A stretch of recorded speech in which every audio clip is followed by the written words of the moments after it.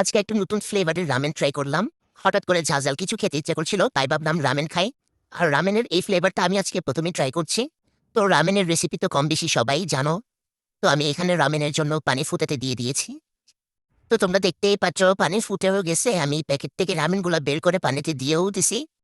পানিতে দিয়ে আমি একটু ফর্মালিটির জন্য নেড়ে চেড়ে নিচ্ছিলাম আর কি। তো এরপরে যখন রামেনগুলো একটু সিদ্ধ হয়ে আসছিল তখন আমি আবার আরেকটু নেড়ে দেই। এরপরে আমি প্যাকেট থেকে একটা সস বের করি, আর এটা কি আমি ঠিক বুঝতে পারছি না, মনে হয় মশলা টসলা কিছু হবে।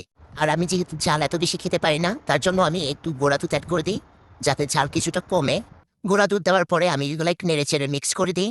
মিক্স করা শেষে আমি প্রথমে যে প্যাকেট মশলাটা ছিল সেটা দিয়ে দিই।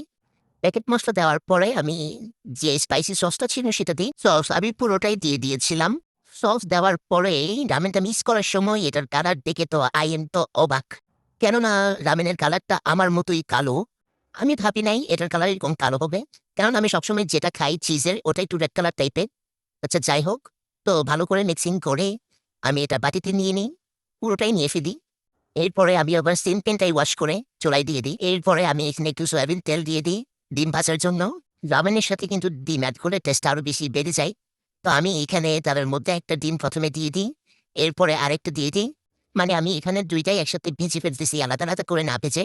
তো এরপরে আমি উপরে হালকা করে একটু লবণ ছিটিয়ে দিই। লবণ ছিটানোর পরে আমি একটু এপাশ ওপাশ করে নিই।